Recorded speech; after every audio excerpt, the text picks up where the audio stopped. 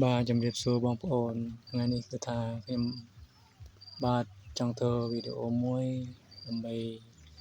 ចែករំលែកនៅបទពិសោធន៍ខ្លះៗអំពីការថែទាំកូនជ្រូករបស់យើងដែលទើបតែបំបែកចេញពីមេក៏ដូចជាចាប់ពីគេមកថ្មីប្រហែលជា5ទៅដល់6គីឡូថាតើធ្វើដូចម្តេចដើម្បីកុំឲ្យសាច់ជ្រូករបស់យើងមានជំងឺនៅក្នុងខ្លួនកុំឲ្យមានការយឺតយ៉ាវក្នុងការចិញ្ចឹមធ្វើឲ្យខាតបង់នៅចំណីដែលយើងយកមកផ្គត់ផ្គង់ឲ្យជ្រូករបស់យើងស៊ីតទៅមុខសត្វជ្រូកដែលយើងទើបតែចាប់មកយើងត្រូវថែទាំឲ្យហ្មត់ចត់ថែទាំឲ្យយ៉ាងល្អិតល្អន់ក្នុងមួយខែដំបូងដើម្បីកុំឲ្យមានកើតជំងឺរាគជំងឺក្អកក៏ដូចជាជំងឺគ្រុននៅក្នុងខ្លួនដៅរងាអីក្នុងខ្លួនទី1គឺការចំណីជាការសំខាន់ណាស់ព្រោះថាកូនជ្រូកដែលយើងទើបតែបំបែកចេញពីមេថ្មីគឺថាពោះវៀនរបស់វានៅ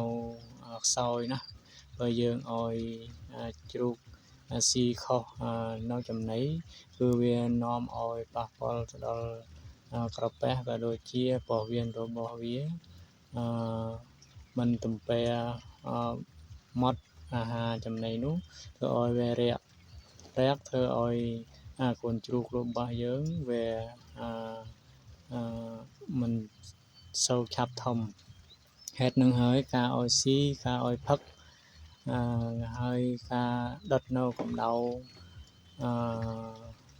ក្នុងខ្លួនរបស់កូនជ្រូកជាការសំខាន់ណាស់ហេតុនឹងហើយយើងត្រូវថែរក្សាយ៉ាងណាពេលដែលវារងាវាត្រូវរកកម្ដៅពេលដែលវាក្ដៅនៅក្នុងខ្លួនយើងត្រូវ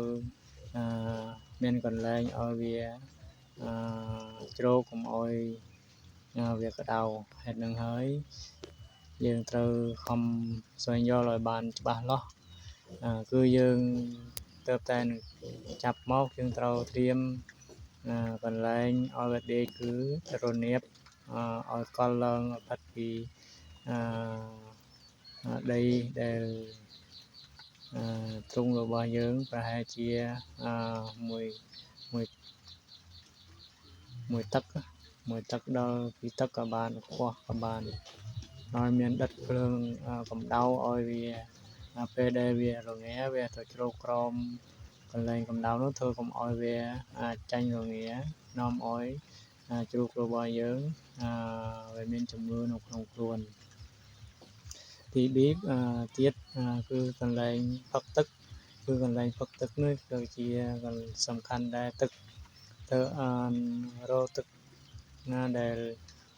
ស្អាតទឹកដែលពុំមែនមេរោគដើម្បីពេលជ្រូកយើងផឹកទៅកុំឲ្យវាប៉ះពាល់ទៅដល់ពោះវៀនរបស់សត្វជ្រូកយើងហើយមួយទៀតគឺយើងដាក់មុងទាំងយប់ទាំងថ្ងៃកុំឲ្យមានសត្វល្អិតក៏ដូចជាមូសរុយសុចអីជាដើមដែលពេលវាចូលទៅវានឹងនាំមេរោគទៅដល់សត្វជ្រូករបស់យើងធ្វើឲ្យជ្រូករបស់យើងមានជំងឺហេតុហ្នឹងហើយយើងត្រូវតែការពារដាក់មុងក៏ដូចជាបាញ់ថ្នាំហើយជាពិសេសទេយើងត្រូវតែដិតនៅថ្នាំមូស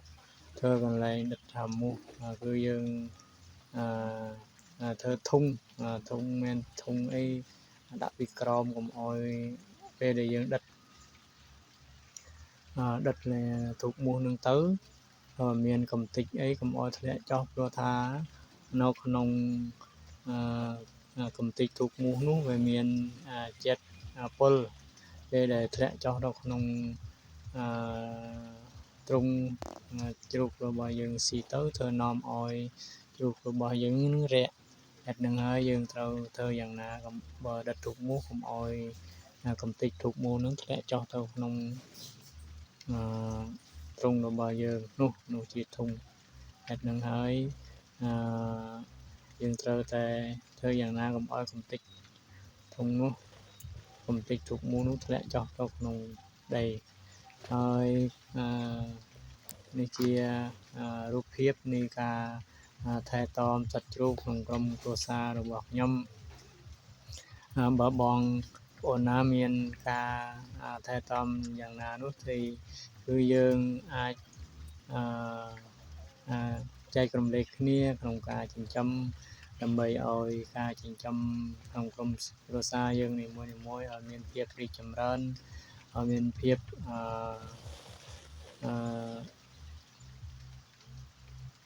ដល់ពិសោធន៍ទាំងអស់គ្នាจะធ្វើឲ្យយើងកើននៅការចំណេះដឹងក្នុងការចិញ្ចឹមដើម្បីកុំឲ្យយើងទាំងអស់គ្នាមានការរីកចម្រើនហេតុនឹងហើយសូមបងប្អូនបើមានចំណាប់អារម្មណ៍ក្នុងការចិញ្ចឹមទេសូមមើលវីដេអូនេះជារបៀបថែទាំរបស់ខ្ញុំបាទនិយាយនេះគឺការថែទាំក្នុងក្រុមគ្រួសារទេចំពោះការថែទាំក្នុងក្រុមហ៊ុនធំគេរបៀបថែទាំរបស់គេគឺក្នុងលក្ខណៈពិសេសផ្សេង